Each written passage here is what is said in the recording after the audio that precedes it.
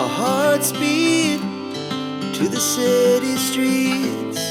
We began to feel the fire.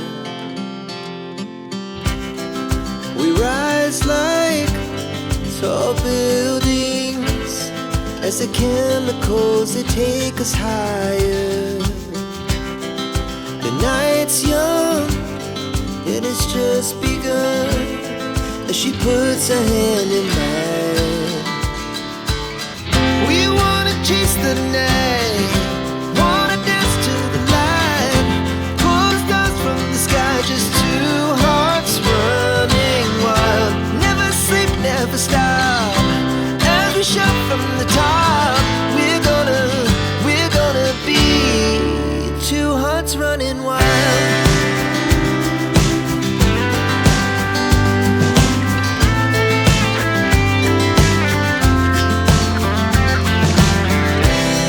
Now the morning is the afternoon. We lay awake in bed. The laughs so loud as the hours pass. We're gonna do it all again. We wanna chase the night, wanna dance to the light, pull the stars from the sky, just two hearts running wild. Never sleep, never stop, as we shout from the top.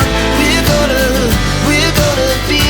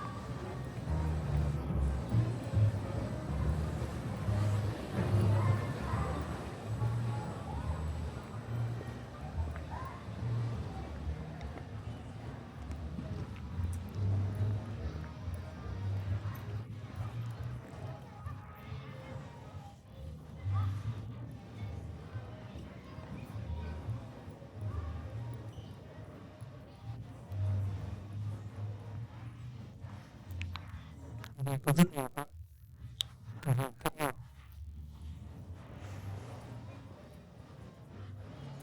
Có cả một sân khấu nhỏ nhỏ để mọi người thưởng thức và biểu diễn gì đó.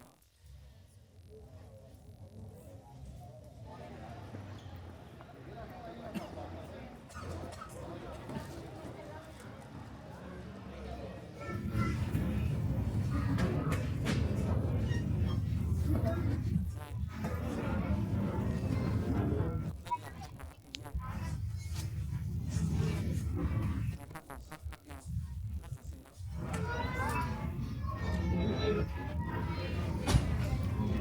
Bây giờ ta nói tới những điểm cuối cùng của hoàn cầu. Ở đây có thể phóng tầm mắt ra xa, ngắm một vách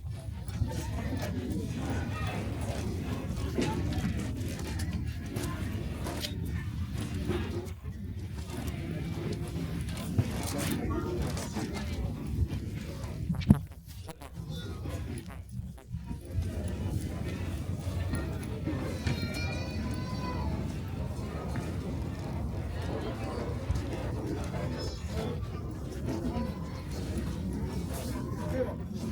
bình. Đây có rất nhiều khách Việt Nam đến tiếng Việt xem các tiệm nhạc thường xuyên như thế khi đi dạo trên Via Ba Chín này. Và chương trình trai ca đang biểu diễn cho khách du lịch.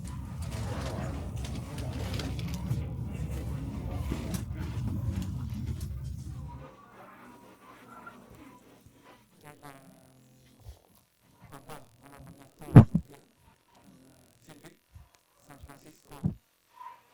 Đó là nhà tù Alcatraz. Đây ta hay tổ chức một chuyến thăm ra nhà tù Alcatraz, nhưng mà chúng tôi thời gian quá nên không tham gia. Dưới đây có thể ngắm được chiếc cầu Cổng Vàng, một vùng đất của San Francisco. Và đi ra trên cầu tàu Air 39, chúng ta có thể bắt gặp những chú hải cẩu đang nằm lên nằm.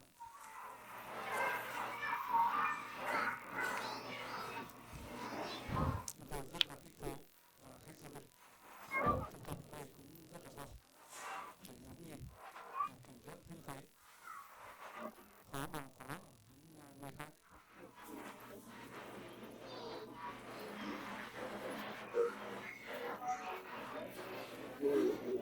Một số hải cảng nằm san sát với nhau để sưởi ấm cho nhau.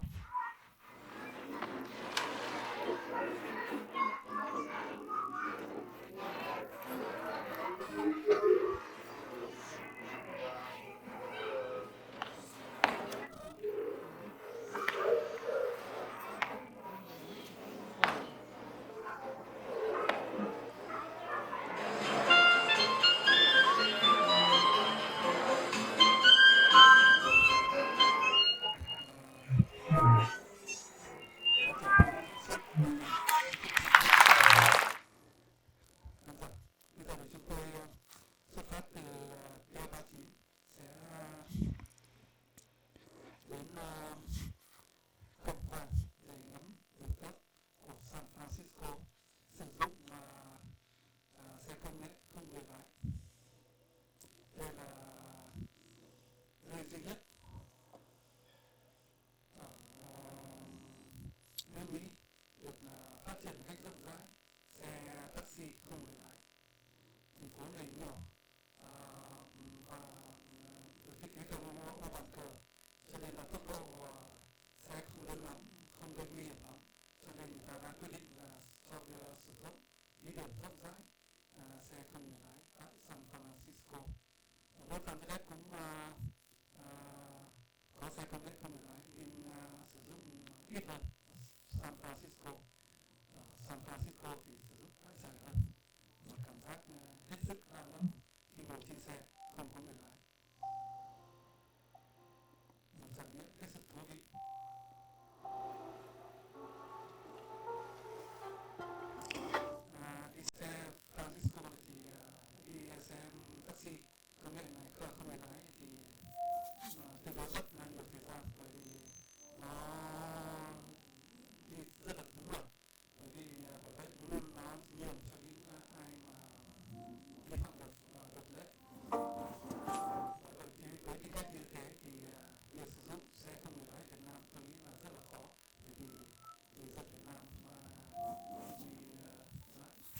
thì hầu như không có được, vì vậy mà nó sẽ luôn luôn liên tục và không thể đi được.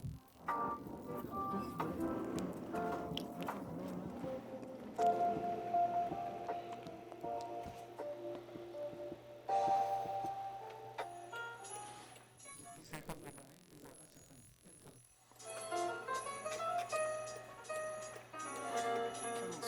Rất nhiều nước đang trong thời gian nghiên cứu, nhưng việc ra đời thứ nhất thì ở San Francisco, Bắc nói riêng và California nói chung, New Zealand đã đưa vào sử dụng hệ